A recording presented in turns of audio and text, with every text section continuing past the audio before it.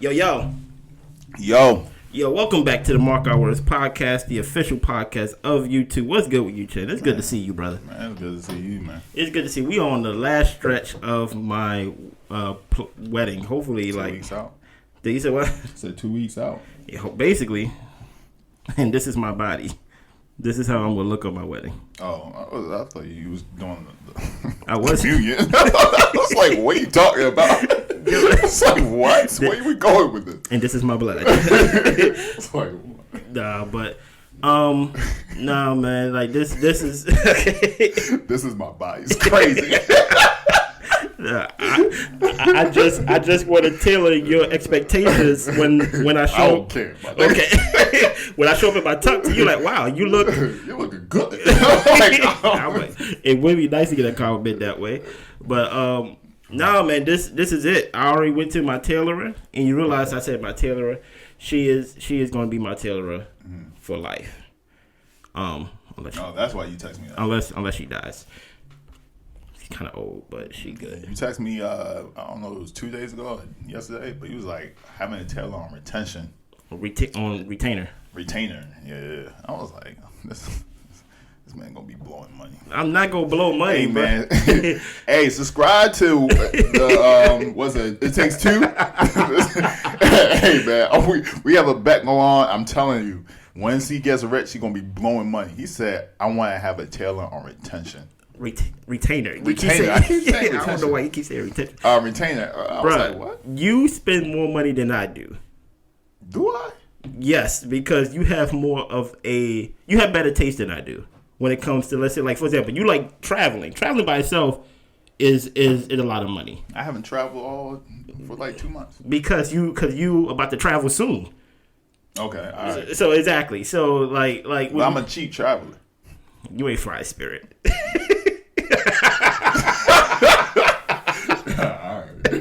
I don't do suitcases. Like, shit, why you have a book bag?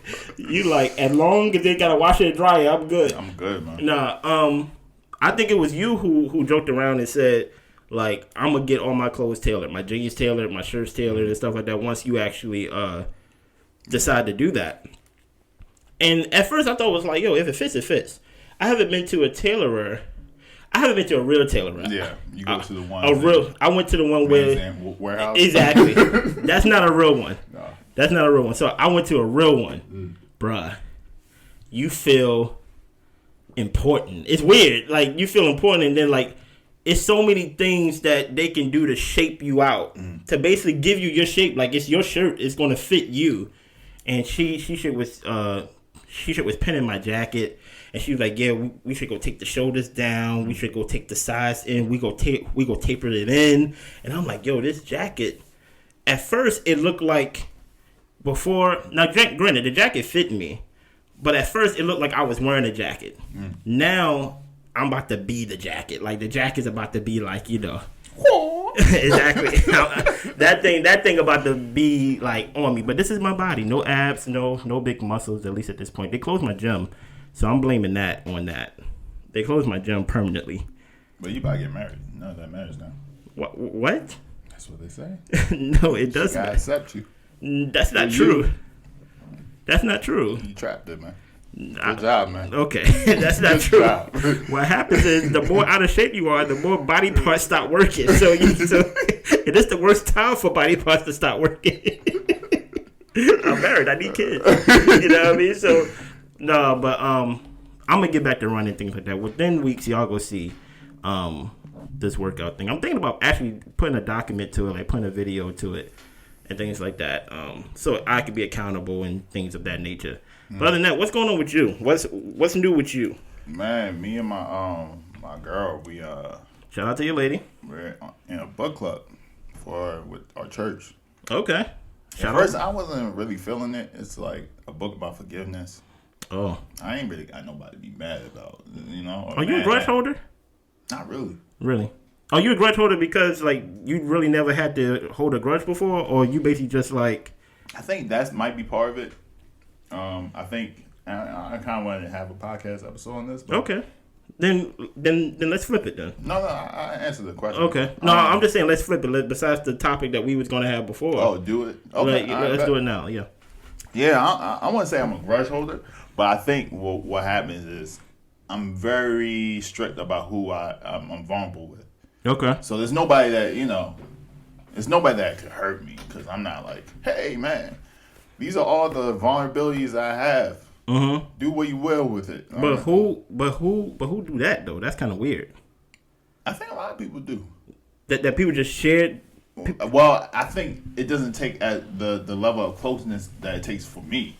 Oh, to you basically okay. I'm very like okay. Then see what type of person you are. Okay, then walk us through. Like what what level of closeness you talk about? You talk about like we gotta be. I basically had to grow with you minimum 20 years. Like you get what I'm saying? Like yeah, but I mean like it's not. I don't know.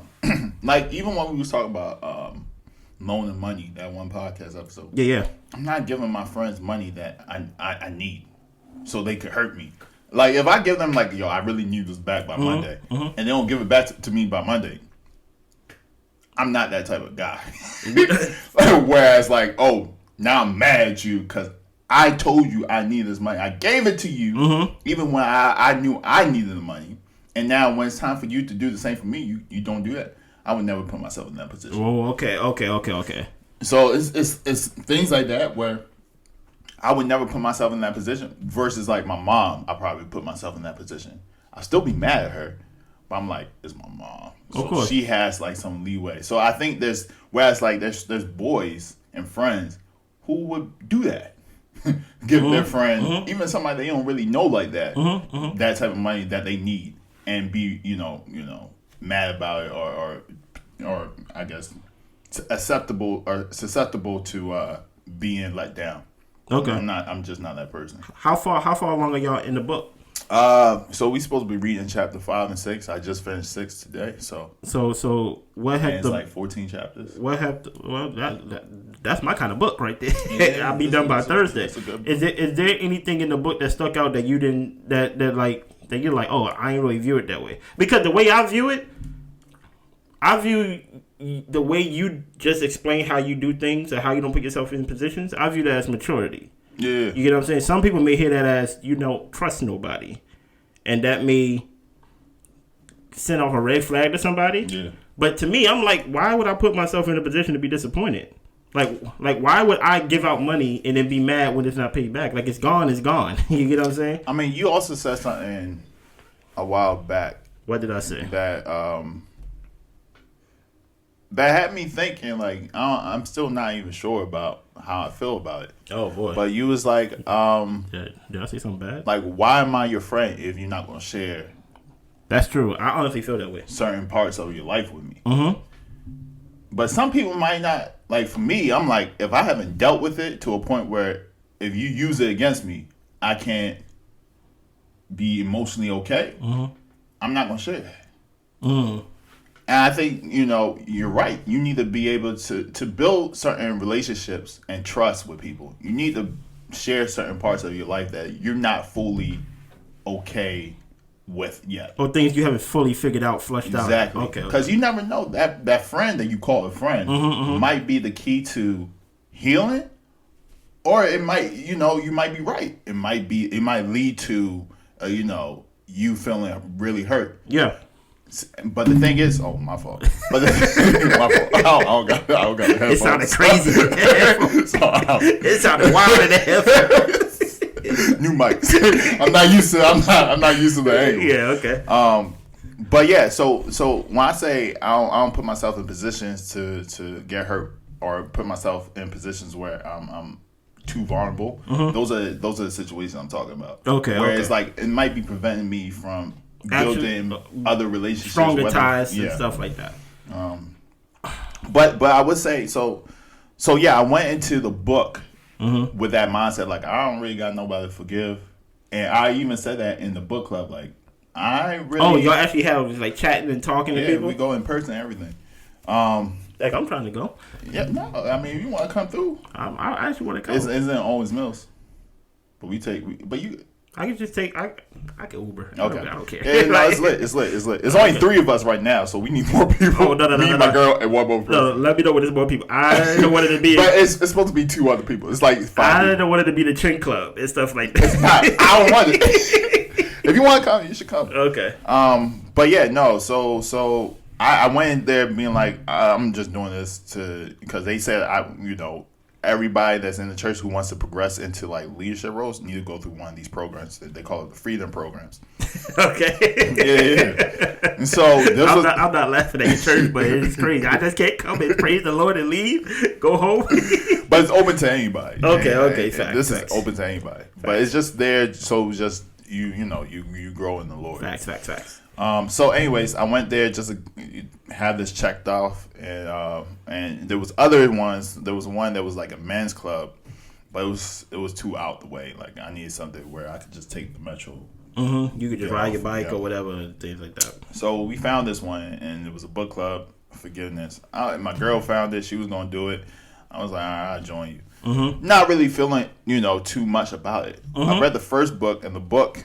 This is her. I think her second part to another book that she released, where she in the first book she detailed the affair of her husband. Ooh, and it was like a 10-year affair. She found so many things about it, and then just kind of like talked about how she dealt with it in her first book. Uh-huh. Her second book was more about forgiveness in general. Okay. But, using the situation that she had with her husband. Okay. And I was like, oh man, I don't want to read this. Like, it's one that I was reading the book, the first 2 chapters, like, all right, this is just gonna be one of those like, man, I had to forgive him. The bullet points. Now, mind you, granted, just to give people some backstory, like we grew up in church. Yeah. Like we met in church when I was like 8 years old, and you was probably like I moved here when I was 8 years old. So I think we met at church when I was 9, and you probably was 8 yourself, right? So a lot of the things that like how you feel about things, that's how I come across and feeling things too. Because I'm like been there, done that. And like I grew up in church. I don't remember a time where I was not in church. My mother told me, like back in my old church in New Jersey, I used to crawl across the altar floor when I was a kid. I don't remember that, but she said it happened. I guess she ain't lying, So there's a lot of things that you do feel like, especially for me speaking. If I could speak for you, you're like, I heard this before. Yeah. I don't really deal with this. Like, you kind of feel like you're mature, you're past this. You're a Christian, you're supposed to forgive. Exactly. Like, I know that. I don't have no issues with nobody. Yeah, so. give it to a sinner. Yeah. But after you got past the first 2 chapters, was something that stuck out to you, or basically a new perspective now that you're older, and that, like, you're actually, besides being force-fed the word, or quote-unquote, now you actually reading it for your own leisure. Yeah. So it's kind of like, is there something like a different enlightenment that comes when you like, I didn't view it that way or something like that? I think that the first thing that caught me off guard. Okay. She was talking about how like you always hear like forgiveness is not for the other person, it's for you. Yeah. So you move forward, blah blah. I don't believe that, but I hear you. So she detailed a story back when she was in college. Mm-hmm. Something happened while they was driving up to the beach. It was her and a group of friends. Facts. And so she was mad. And so they get to the parking lot. All the other friends are like, "You good? You good?" Mm-hmm. She's not trying to say nothing. It's like, you gonna come go to the beach? She was like, she's giving them the silent treatment. So she stayed in the parking lot. They all went to the beach. Had a great time. She just mad, just like, just walking back and forth from the parking lot. Now they've been there all day. She's hot, sweaty, hungry. They come back to the car, laughing, joking. She's still not talking to nobody, but people they moved off. Yeah, like it is what it is. And she said that memory stick out so much. And the fact that a day that was supposed to be a fun day and build great memories with her friend, she robbed herself. Cause ain't nobody else had fun. Yeah, everybody else, even though she felt like she was wrong in the beginning, it was her not forgiving that robbed her of her funness and being able to enjoy that moment. And so even though it's like a very small, petty situation, it's one of those things where there's so many people that deal with hurt and anger that they just fester in that while the world's still going on. Yeah, that's facts. And so it was and so I think that was when I started to keen into like, oh, maybe there's a deeper than just a girls book club. Like,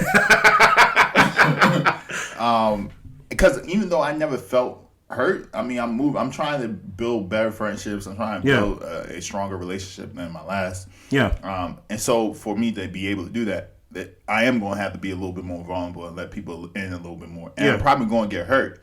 So I'm like, maybe I should listen up, because I'd rather know how to deal with the hurt now than go through the hurt, then read the book, and then start to apply it. Exactly. Now, here's the thing. Like, I'm gonna ask you a question and answer it as honestly as you can, right? Yeah. I know you, and I feel confident saying it. It feels good to actually, like, know that you know someone. Like, I know Chen. No, that's a fact. I know Chen like the back of my hand. There's not a lot of people that do, but yeah, like, I know Chen like the back of my hand. So this question is actually going to be, this question is tailored to you 100%, to nobody else. Cool. Right? Because you're so good at handling things, right? I give you your respect on, like, things that should be traumatic for you. You know how to. But I would say you 10 times better. I listen. I'm not disagreeing with you. But I'm just saying, like, just making sure we put things in perspective. No, I'm just saying, like, I'm just saying you're really good. All right. Do you think, now hear me on this, because you're so good with handling things and kind of dealing with things from a bird's eye view? Yeah. A lot of people, or some people you may come across, are not good at that. Do you think because you're so good at that people may miscalculate you as not being vulnerable, where really you're like, it doesn't affect me? I use an example. You say you grew up with your mom. Mm-hmm. You didn't really grow up with your father. It wasn't until the end of his life that there was a relationship that could have been built, but he died. Yeah. You get what I'm saying? You said, I never lacked for anything. Yeah. I didn't even feel like I didn't have a father. Yeah. My mother was everything. Yeah. Somebody who's not used to actually processing that may hear it be like, you're not vulnerable.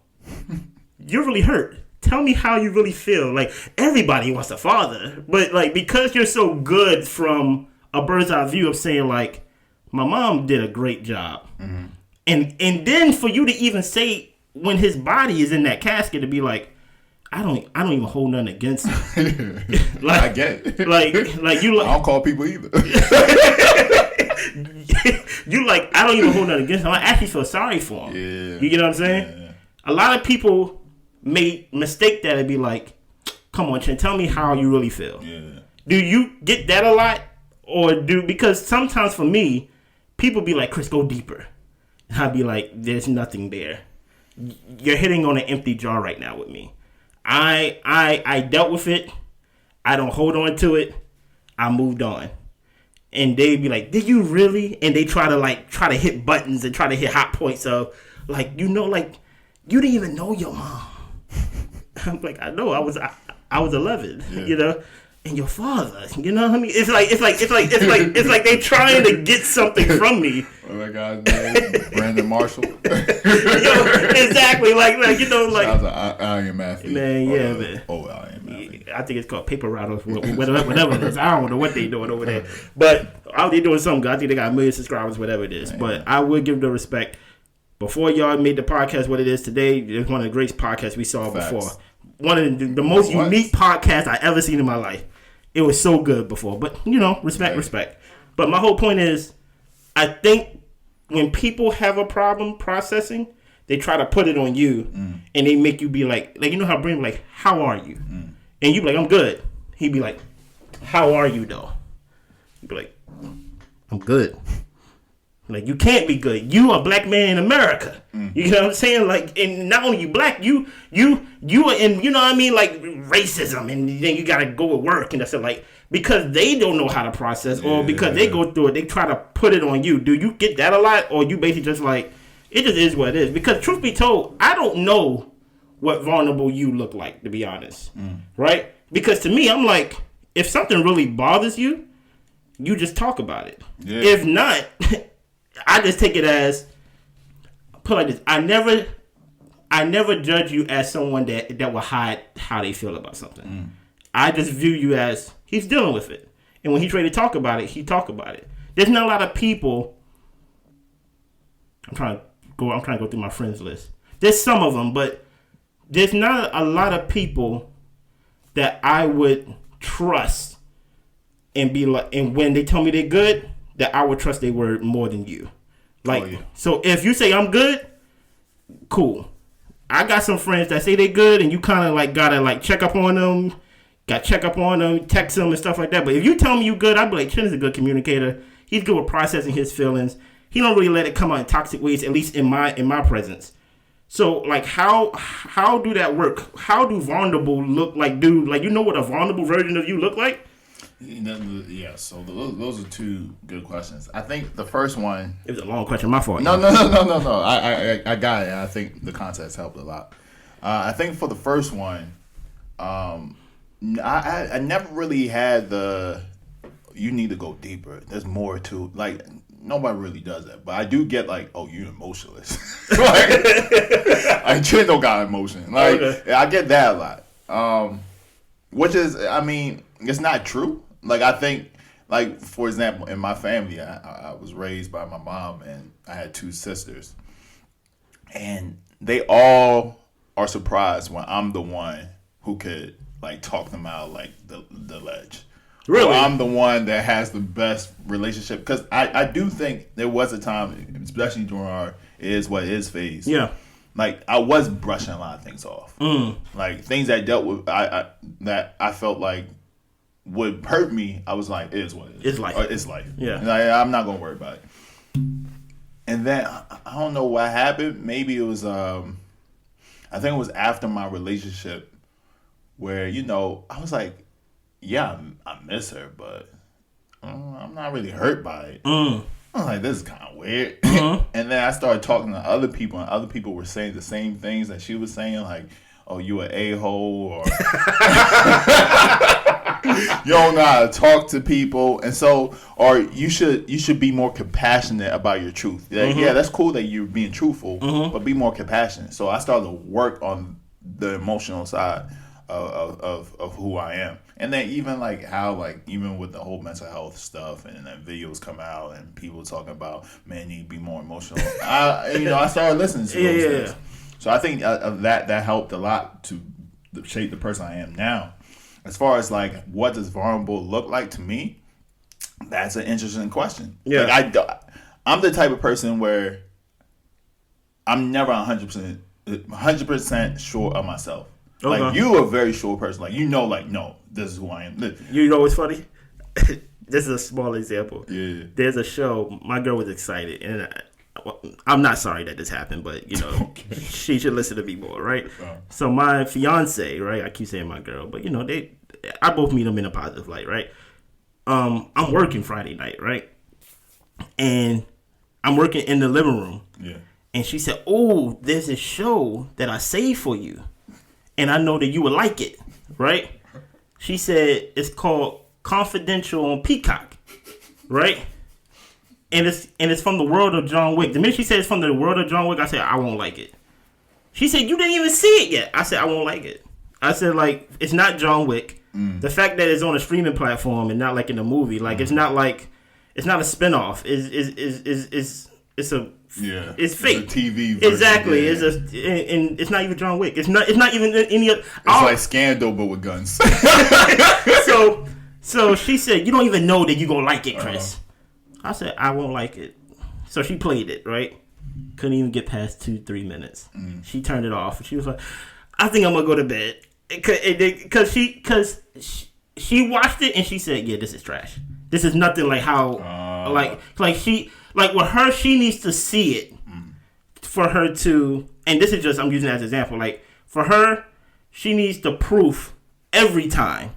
Yeah. Like most people that I'm this person or I'm not this person. With me, I'm consistent. It's a consistent beat. I cannot go through something and be like, yeah, I won't like that. Or because it's like, most things are, I'm not gonna say most things are the same, but because like I actually done the work to actually like really learn myself. And you really learn yourself during bad times. So I was like, something as simple as knowing what show I would like before clicking on it. I'm like, most of the time I won't like it. But I just wanted to throw that little fact out. That was funny because my girl was like, you gonna like the show. And I'm like, I know I'm not gonna like the show. Yeah, I mean, for me, I think it's hard because when I talk to people, Yeah. they're like, wow, I didn't know. Like even my girl, I remember I was telling her why I'm so cheap or frugal, whatever I use, or why I have so many systems, and the detail I go into, like how deep it goes, like. I was like 5 years old and this happened and happened when I was 10 and that's why like she was like wow you like even my therapist was surprised out. But if I haven't experienced something, I'm not like you whereas like I would know or don't know like I have to experience that thing a couple of times to know okay To basically be sure. that is who I am. So I'm more of like an analyzer whereas you're extrapolating where you already have certain data points. So you don't need to go through this. It's basically the best guess possible. Yeah. Basically, yeah. Whereas me, I'm like, oh, I collected the data, and so I know this.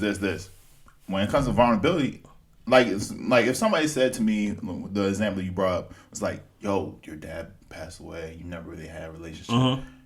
Do you know if that affects you or not? I was like, I don't know. It might. But my thing is, a lot of people would feel like they can't build strong ties with you then.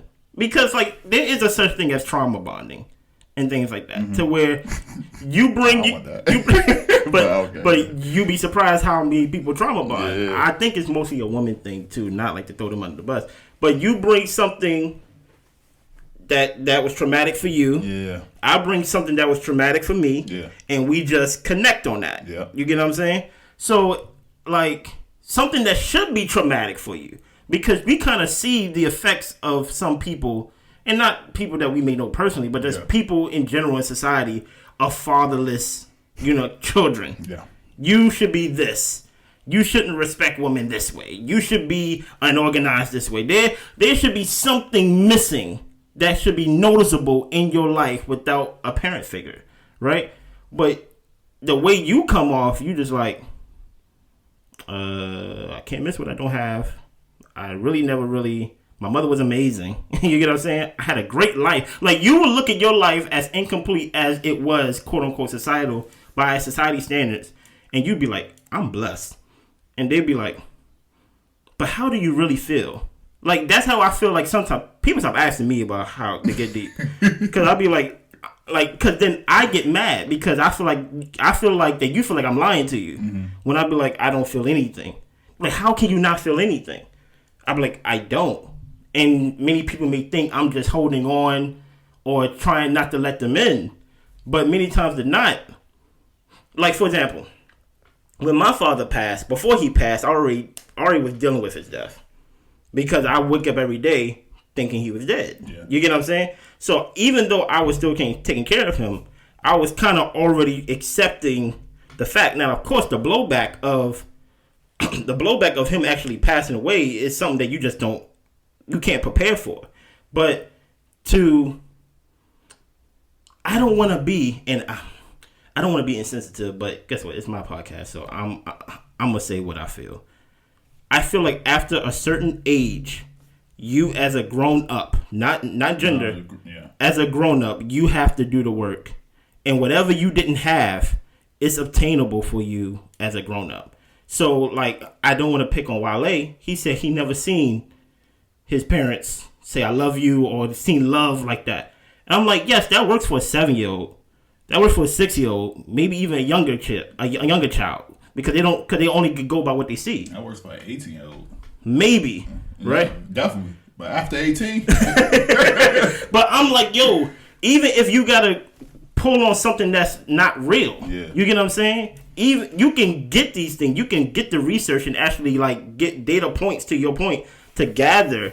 And when you're a grown adult, when you're a man or things like that, or when you're a woman, you can't be like, well, nobody never taught me how to. And I'm like, what do you mean? Like, the same way as I didn't know how to do everything I know how to do now. Yeah, exactly. I learned it. You get what I'm saying? So that's why I'm like, I don't want to be an ill-equipped adult. And that's with my feelings. That's with my vulnerability. That's with what I think. So when I say I really don't feel anything, I already dealt with it. I don't want to trauma bond with nobody. I don't like. I don't want to do any of that stuff. You get what I'm saying? And if it's something that I told you, I went to therapy just to make sure I was cool. Yeah. Because I was like, I got over this a little too easy. You get what I'm saying? Like, but you don't know that you're practicing things.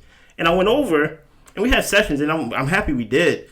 But it was just like, oh, okay. I think the only thing that I had to really accept was, at least for me, was that, okay, you're never gonna be a son anymore. Like you need to accept that. You get what I'm saying? Like, of course, if you're blessed to get married, you will have in-laws and things like that. But you need to accept, like, okay, the reality is you have parents, they did their job. As long as they get, you're a man now. Every decision you make, there ain't no daddy come help me, mommy come help me. Now, granted, you got friends, you got your village and things like that. But there is a security that comes with, let me call my dad, let me call my mom. And you need to accept you don't have that.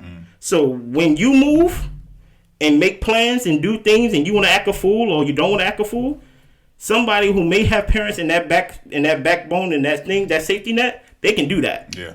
For you, it may cost you more. And I'm happy that person was actually that straight up with me. Because it actually put things in perspective. I'm like, oh, I'm really. I thought it was you talking to yourself. No. I was like, no, that's crazy. That's a speech. No, that's like, crazy. hey, yo, I need to call you more often. I'm basically paraphrasing. Like she told me, she said you'll never be a son again. Yeah. That's basically what she said, and I'm just paraphrasing what she basically going on.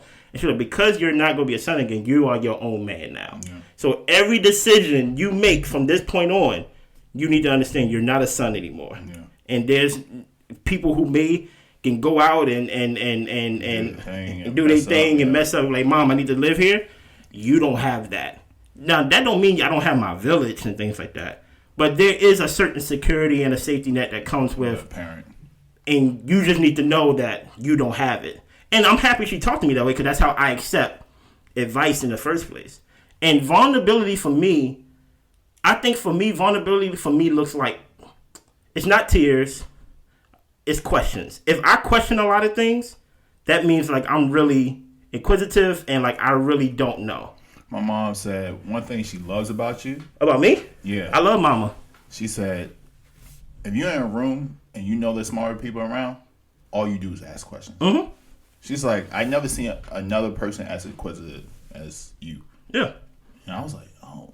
I'm gonna use it to my advantage. It's like, so how about it? Like, she was like, and she was like, maybe I never noticed it when you was younger, or if it's something new. Yeah, that's something that you gonna ask questions. As kids, we only did play the game. That's what we did. Put holes in my wall by wrestling. Like, this guy, that hole is still there. I showed my girl too. I was like, this is the hole where he pushed me into. She's like, it's still there. Y'all never fixed it. Okay, don't touch it. You're making it bigger. I don't have a dad. I don't know how to fix it. Can we take one break real quick? Go ahead. I mean, thank you, Mom. You get what I'm saying? Like, she said that you the most inquisitive. I'm going to ask questions. And like I said, I've been raised by, of course, my family and YouTube. You know what I mean? If you want to be smart, trust me, ask questions. And that's me really being vulnerable, because it is hard for me to tell somebody I don't know something. So if I'm vulnerable, one tell of me if I'm vulnerable is if I be like, can you show me this? Can you help me with this? I don't know how to do this. That's me. That's one way of me. I never do that. Yeah, that's me being vulnerable, because I'm a proud person. Like I'm like the type of person to where you can show me something, and if I don't pick it up at the moment, I'm like, I'm sure gonna figure it out at home. But sometimes I gotta humble myself and be like, I really didn't understand what you just told me. Can you go over it with me again? Damn, I really didn't know that. I'm not gonna lie to you. So that's one way. Like tears and all that stuff. Like, of course, if a person cry, like I think if I come to the brink of tears with somebody, I mean, it's at its peak. But there's not a lot of things at its peak. You know what? I think for me, it might be. I guess it might be telling somebody, "Hey, I ain't like what you did," and maybe that's why I don't do it as often. So before you would tell somebody that you don't like what they did, would you just adjust? Or, yeah. Okay. Yeah, there's a lot of friendships that just ended because I'm like, all right, you doing some weird stuff. Okay. And so I was just do my own thing. But I remember you said, as you progress in your relationship, you just gotta tell your partner like, hey, I don't, I need this. I don't like this, and just open up your mouth instead of being like. I didn't learn that until I got in a relationship, until at least this relationship, at least, because when you're younger in a relationship, there is a. This would sound kind of crazy to say. There is a goal to always impress, to not rock the boat. Because you're young, you don't really know what love is. At that point, you think love is more transactional than things like that. But once you get older, and then your relationship get longer, and people get comfortable with you, and it's 7 years plus into it, I'm not saying that it kind of dies down, but there's more things to juggle than when you younger in a young relationship. So in my relationship, at least, I thought like, okay, it's gonna not be like the movies, but it's gonna be spontaneous. You get what I'm saying? But the longer that I was in this relationship, I realized I don't like spontaneous. Like spontaneous is cool, but I don't want to live and die by it. So at first, as a young person, you're just like, why don't they know this? Do this, like, just do it. You know what I'm saying? Watch YouTube or something. Like, watch Instagram clips or something. But I'm like, if I want them to know something, I need to tell them, this is how I like it. This is how I don't like it. Yeah. And guess what? Women do it better than, at least my old lady do it better than I did at first. But whole time I'm thinking like, look what I do for you. Why can't you do it for me? Not even giving the respect that. The reason why I do what I do is because she told me earlier. And I'm just once you tell me, I'm going to do it. So I'm like, let me not judge somebody for something that they don't know. Or basically like, if I am going to bring the hammer down, and when I say the hammer, I mean like, if I am going to argue, it would be because I told you this is what I like, or because I told you what I don't like. Not because you should know what I like. You get what I'm saying? Like, it's a difference. Meaning if Blair was to yell at me about something, it would be because she told me her standard and I didn't meet it. Or like I intentionally missed it. Besides like, oh, I didn't think that you would feel this way. So, but that comes with age though. And it comes with experience too. Because I'm like, everything that glitters ain't gold. And more times than not, if you wanted to glitter, you got to polish it yourself. So I'm like, this is my relationship. Let me polish it. Let me actually like, this is what I like. This is what I don't like. I really don't like how you talk to me like this. And she definitely didn't like how I talked to her at first. I talked to her like she was one of the bros. You get what I'm saying? Because she want to feel like she's a princess at all times. And I'm right there in the middle. I was always on the other side and stuff like that. I wouldn't call her bro or anything, but I was a straight shooter. But, you just learn. But it just comes with relationships. I do think the best way to learn yourself quickly in a crash course is to get in a relationship to where you're not by yourself. I don't agree. Man. I don't agree. I think so, man. Yeah, I think so. You might end up hurting a lot of people. I do think you grow a lot in a relationship. Possibly. But you need to have a base foundation. Okay. You need to have a foundation. Because there's a lot of people that get into these relationships and they don't really, and then you're learning yourself through hurting the person you quote unquote supposed to love, and then you find out you don't even love this person when you learn yourself, and now you got this person hurt, and now they talk about man or trash, and so I'd rather you just have like some type of foundation before you hop into a relationship. You don't gotta know everything about yourself. Yeah, true. So throughout this chapter in this book, was that the only thing that stood out to you about like basically like how that beach experience for the writer was like, yo, what was supposed to be a memorable day? I would say that's the first. That's the first? That was the first thing. Okay. I think the book was it shows and kind of proves to you that forgiveness is more of a thing that you do for yourself.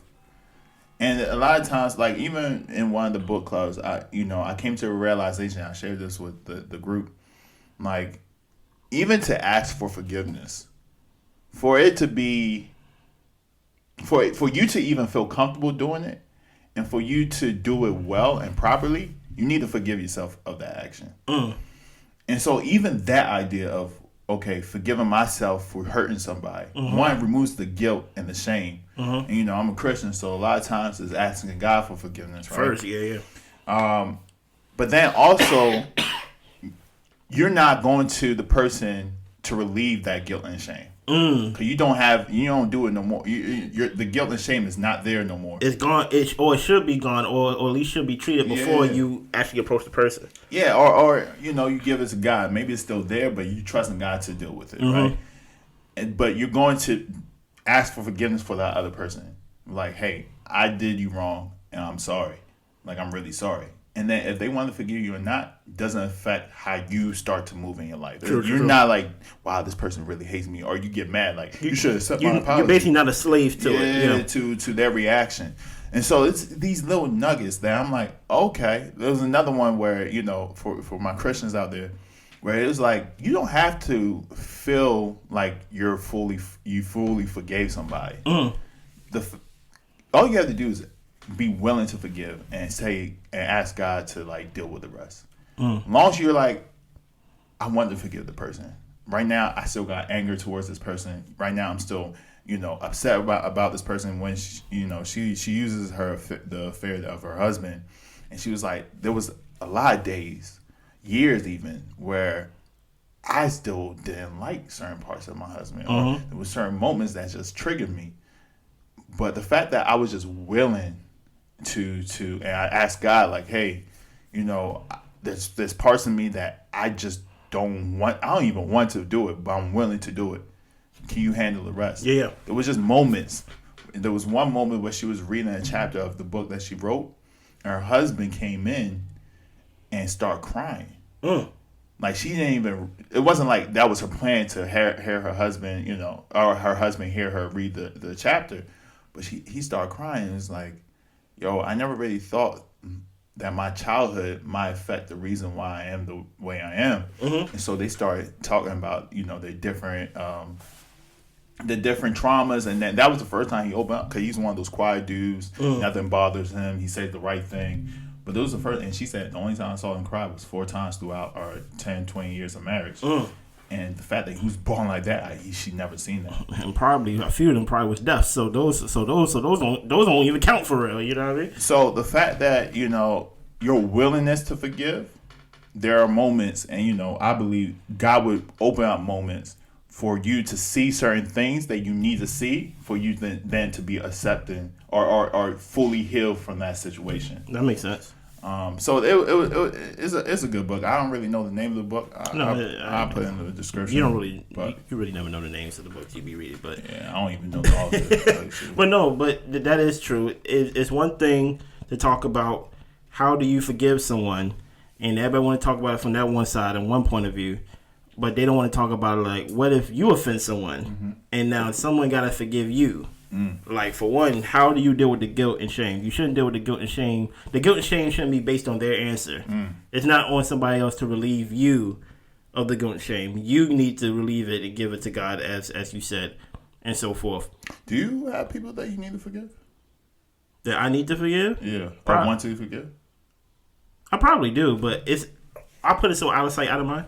Really? Yeah. I put it like... Anybody close? No. Wait, so what? So if is it like a big? Mind? Is it big? Hold on. Keep that question. I forgive every day. What do you mean? Meaning, like, because I live with my fiance, right? There's things that's going to be done that's not big. It's just trivial, like small things and things like that. And when I say forgive, I don't mean like there's a meeting of, can you forgive me? Or she like, I'm sorry, or things like that. Like I practice, like, once you love somebody and you with them, you practice grace. Maybe not forgiveness, but you practice grace. You practice like I ain't gonna spaz out about this. You get what I'm saying? Or like, let me help with this. You get what I'm saying? But when it comes to like forgiveness, like big things, I don't think I have anybody that I need to forgive. Like, it's out of sight, out of mind. But not even on some out of sight, out of mind because I was hurt by it. But it's just like, I think that mantra of its life really, like, I really live by that. And especially dealing with death, life is too short. So I'm like, let me just focus on the positive stuff. What is your definition of forgiveness? Because I agree that might not be forgiveness, right? Outside our mind. Yeah. But some people might be like, oh, if you're not even worried about it, then isn't that the same as forgiveness? Possibly, but they didn't have to ask me. But they don't have to ask for you to forgive. That's true. And maybe it don't feel that way because there wasn't no like ceremonious like thing to where it's like I woke up one day and I'm like, I forgave Jessica. It's like I never did any of that. Shout out to Jessica. Jessica was a made up name. But yeah, I mean, so one thing that I'm realizing too is like maybe there's a second part to forgiveness where it's like helping. What do you mean helping? So the lady, the author, she was talking about how like once she was able to forgive her husband, she realized that this man is also hurt and dealing with certain things, and even though he hurt me, if I forgave him and I still love him, then I should also be a conduit of helping him, or not helping him. Take that back. Reminding him of who he is to God, of course, and then also encouraging him to also find healing and forgiveness within himself. That's fair.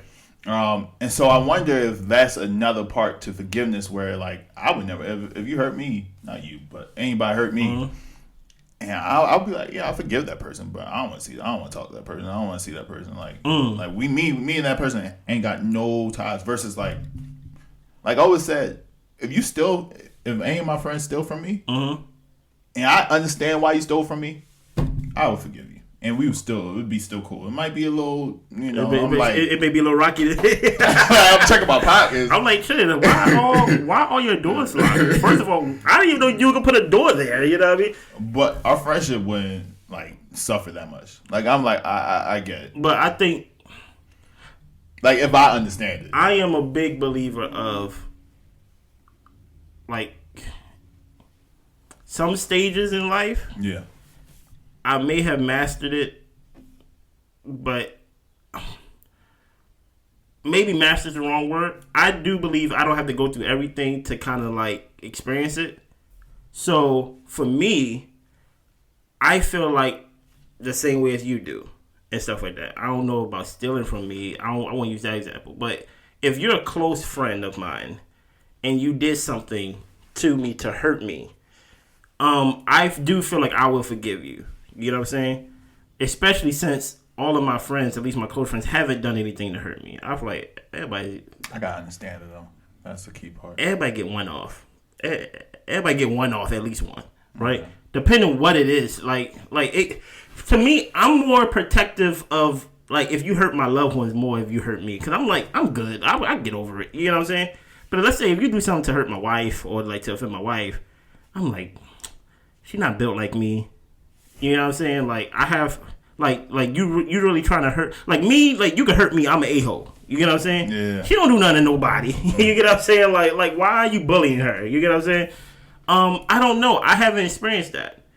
And I want to say I believe what I would do, but I'm like, what would you do? Like, what would I do if, like, you stole something from me? I'd be like, Tim got so much money in the friendship bank. It's like, you just write it off. You just be like, all right, man.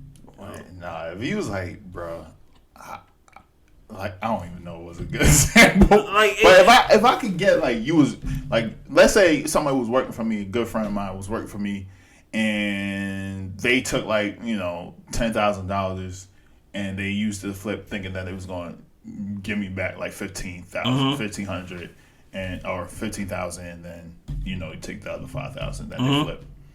I'm like, okay, I guess I understand it, because maybe you think I just got too much money going on, and he was like, oh, I would pay you back, and, we're friends. Cool, I understand that. Versus I took $15,000, and you just freaked it. And I was like, hey, man, you have so much money, man. Why do you even care about $15,000? I'm like, bro, that doesn't make any sense. Why we just take, like, why didn't you just ask me? He's like, what does it matter? Like, I wouldn't understand that. See, that's the thing about it. I wouldn't understand that. I think, no, I don't think it's understandable. But my thing is, like, you would know if your friends is is a klepto by now. Like, based on your close friends, listen here, man. If I find out that, if I be like, yo, Church just took my... That's why I say I don't understand. Like, why you do that? Like, I would have gave it to you. Like, so... Like, I don't know, man. All right, bro. Like, we going to have to... But to my point, though, it's like, then is my forgiveness conditional? Like, that is and so this book is questioning a lot of things that I already had in place where I was like, yeah, I will forgive something that I understand. But if you're really my friend, like you said, I shouldn't need to understand. I should seek out understanding. Yeah, and plus, like you said, you're only on chapter 6. I want to get to the part of forgiveness as we wrap this up. What does forgiveness look like? But, like, redemption doesn't automatically mean like you are restored back to your place. It just means that I don't really hold nothing against you. She does say, like, you know, the saying is forgive and forget. Mm-hmm. But that's not in the Bible. It never say forget. It just said forgive. And so that's another key point. Is like a lot of times people like, why are you even harping on this thing? Nah, I remember what you did. Like, I forgive you. There's no harsh feelings.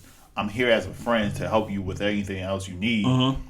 But I'm not gonna like you took $15,000 from me. like I can't put you back. Like, that would be stupid for me to put you back in that position. I Uber at nights now. Okay. And so but I forgive you. Like, I'm not mad at you, but I'll be dumb to put you back into my money man position. Like, you took too much money. Also, I think you do a good job with accountability. Before anything, I think you kind of look and be like, okay, what did I do to put myself in this position? Okay, nothing. Okay, cool, I'm good.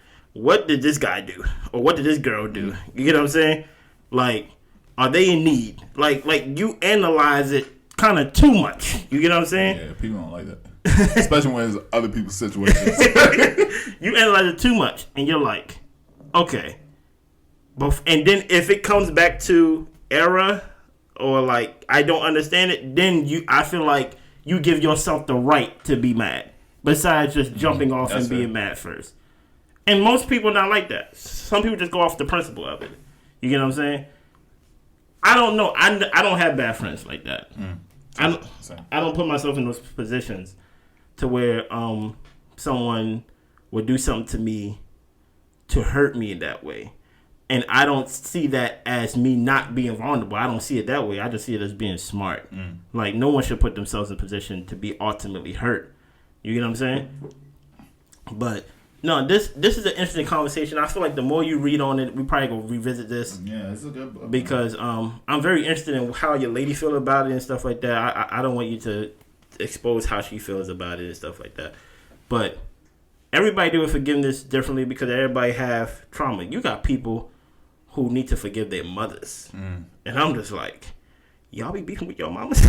like I'll be like, I can't relate. You know what I'm saying? Like, but I mean, it makes sense. But it's like, it kind of brings me back to like, yo, I really had a blessed life. You get like, I don't have no beef with anybody in my family.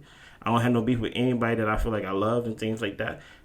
I can't speak for everybody, but I'm like, unless you bring it to my attention, I'm gonna be the friends that be on the beach laughing and joking around. Yeah, because like I don't. Even if you bring it to my attention, I'm gonna be like, I'm sorry, I didn't mean to do that. And then I'm gonna run back. And then I'm gonna go back to the beach. Like, I'm not about to be like, how can I make it better? No, it's like, yo, I ain't mean to do that. Like, I'm sorry. Like, you know, anything else? Nah. Man, make sure y'all be good, man. Blessings.